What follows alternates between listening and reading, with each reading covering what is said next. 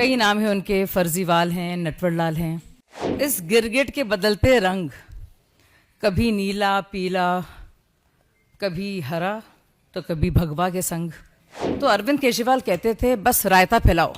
आम आदमी पार्टी उस विचार के साथ आई थी कि हम नई राजनीति लेके आ रहे हैं, इलेक्ट्रिक वायर्स उनसे वो मुक्त कर देंगे। आज ये सवाल इसलिए है कि 10 साल उनको सरकार में हो गए, उससे पहले भी 2013 में भी उनकी सरकार रही थी। सुल्तान साहब जो हैं शीश महल के, कई नाम हैं उनके, फर्जीवाल हैं, नटवरलाल हैं, लेकिन वो ऐसे गिरगिट हैं जो रंग बदलने में माहिर हैं। और इस गिरगिट के बदलते रंग, कभी नीला पीला, कभी हरा तो कभी भगवा के संग। तो बहुत कुछ हो रहा है। मुझे लगता है अरविंद केजरीवाल को, जिस तरह से मैं समझती हूँ, कि जब स्थिति ऐसी हो जाए और पानी सर से ऊपर चढ़ जाए, तो अरविंद केजरीवाल कहते थे बस रायता फैलाओ। तो इतनी गंदगी कर दो, इतना छीछा लीदर कर दो कि कुछ भी लॉजिक, तर्क, तुक, तरीका ना बचे। 10 पॉइंट बताना चाहता हूं जो आम आदमी पार्टी और केजरीवाल जी ने कहे थे और उसका यथार्थ क्या है। उन्होंने कहा था कि जो लटकते हुए तार हैं, अनसेफ इलेक्ट्रिक वायर्स, उनसे वो मुक्त कर देंगे। आज ये सवाल इसलिए है कि 10 साल उनको सरकार में हो गए, उससे पहले भी 2013 में भी उनकी सरकार रही थी।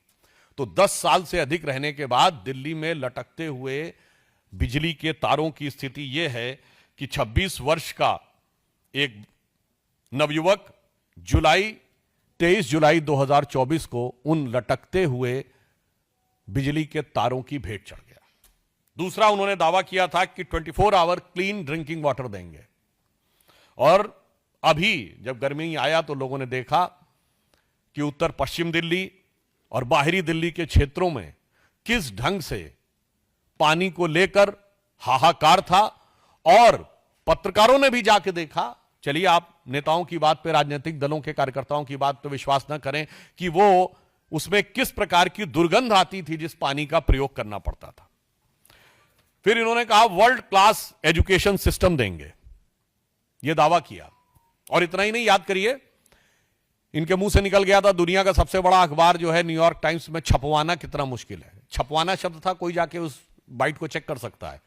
तो पहले तो पढ़े लिखे मुख्यमंत्री को यह नहीं पता था कि दुनिया का सबसे बड़ा अखबार न्यूयॉर्क टाइम्स नहीं है, दुनिया का सबसे बड़ा अखबार है जापान का यमुनो शुमरी।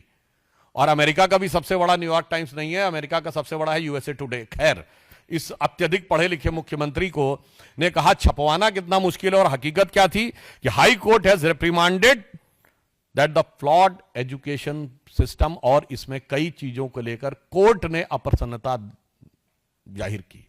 यानी दावा ये और वास्तविकता ये। फिर इन्होंने कहा मेडिकल ट्रीटमेंट को बहुत इंप्रूव करेंगे, और वास्तविकता ये थी कि कोविड के दौरान क्या हाहाकार मचा, और उस हाहाकार के ऊपर ध्यान देने की बजाय प्रचार के ऊपर सारा ध्यान था। आप सबको याद हो कि मोहल्ला क्लिनिकों में जो भ्रष्टाचार की चीजें प्रकाश में आई, जिसमें एक प्रकरण ऐसा था कि एक दिन में 539 लोगों का निस्तारण हुआ, जबकि मोहल्ला क्लिनिक 9 बजे से लेकर 1 बजे तक 4 घंटे में चलती है। 240 मिनट में 539 लोगों का निस्तारण, मतलब 20 सेकंड के अंदर डॉक्टर ने मरीज को देख भी लिया, असेसमेंट कर भी दिया, पर्चा लिख भी दिया और दवा मिल भी गई। और कौन सी ऐसी मोहल्ला क्लिनिक थी जिसकी इतनी कैपेसिटी थी कि सीसीटीवी फुटेज दिखा जाए कि 539 लोग आके कहां खड़े हो गए थे। यह यथार्थ था। उसके बाद उन्होंने कहा पोल्यूशन फ्री इंवायरमेंट देंगे। आज स्थिति यह है, इसमें कुछ कहने की जरूरत नहीं है। जिस तरह इस समय जाड़े का मौसम चल रहा है, हाँ, हम ये कह सकते हैं कि हम उनको शुभकामना भी देते हैं। केजरीवाल जी का स्वास्थ्य बेहतर हो गया है। मुख्यमंत्री बनने से पहले जिस चीजें नजर आती थी, मगर दिल्ली की आबो हवा की सेहत बहुत खराब होती चली गई है। इसके बाद इन्होंने कहा कि जो कूड़े के ढेर, यानी ये छठा पॉइंट है, कूड़े के ढेर, इनको समाप्त करेंगे। और आज स्थिति यह है कि कूड़े के ढेरों की हाइट बढ़ रही थी। कुतुब मीनार से कुछ मीटर की दूरी के ऊपर, कुछ थोड़ी दूरी के ऊपर जो कूड़े का ढेर है, उसकी हाइट, ऐसा समाचारों में आया कि 8 मीटर तक बढ़ गई है। 7वां दावा, दिल्ली महिलाओं के लिए सुरक्षित बनाएंगे। और भारत के इतिहास का इकलौता उदाहरण जहां किसी भी सरकार के मुख्यमंत्री आवास में उसी पार्टी की महिला सांसद की पिटाई की गई और आरोप लगा मुख्यमंत्री के ओएसडी पर। पूरे भारत में ऐसा उदाहरण नहीं मिलेगा। मायावती जी के ऊपर स्टेट गेस्ट हाउस कांड में हमला हुआ था, वो समाजवादी पार्टी की सरकार ने किया हो तो विरोधी दल था। यहां तो सत्ताधारी दल की, अपनी पार्टी की महिला के साथ, और जो कुछ महिलाओं के साथ अन्य चीजें हो रही हैं वो किसी से कोई छुपा हुआ नहीं है। जो चीज इनके अधिकार में, ये कहते हैं ना कानून व्यवस्था अधिकार में नहीं, अरे भाई मुख्यमंत्री आवास के अंदर की सारी व्यवस्था तो आपके अधिकार में थी और मांगने पर सीसीटीवी भी नहीं थे। अब आप देखिए अगला इनका था कि कच्ची कॉलोनीज जो हैं उनको बेसिक इम्यूनिटी, जो मूलभूत सुविधाएं हैं उनसे युक्त कर देंगे। संगम विहार में जिस प्रकार की चीजें देखने को मिली उससे बहुत साफ है कि यह दावा बिल्कुल यथार्थ के धरातल पर चूर चूर होता नजर आ रहा है। फिर इन्होंने यह कहा था कि जो झुग्गी झोपड़ी के में रहने वाले लोग हैं उनको स्थायी आवास देंगे। आज 1 दशक पूरा होने के बाद भी यह दावा सिर्फ हवाई दावा है, जबकि प्रधानमंत्री जी के प्रेरणा से चलने वाली योजना में 3024 फ्लैट्स अब तक कालकाजी एरिया में झुग्गी झोपड़ी के लोगों को दिए जा चुके हैं। हम जो कहते हैं वो करते हैं और जो वो कहते हैं वो कभी नहीं करते।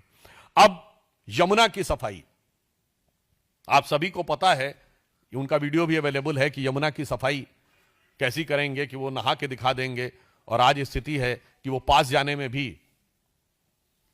हिचकते हैं। यमुना की झाग वाली फोटोएं आप सब ने देखी। अतः ये 10 पॉइंट हैं जो हम लोगों ने कहे कि केजरीवाल जी के दावे, 1 बिजली के तार, दूसरा क्लीन ड्रिंकिंग वाटर, तीसरा वर्ल्ड क्लास एजुकेशन सिस्टम, चौथा स्वास्थ्य की बेहतर सुविधाएं, 5वां पर्यावरण प्रदूषण, 6ठा गंदगी के ढेर, 7वां महिला सुरक्षा, 8वां कच्ची कॉलोनियों में बेसिक फैसिलिटीज, और 9वां झुग्गी झोपड़ी के लोगों को मकान, और 10वां यमुना की सफाई। ये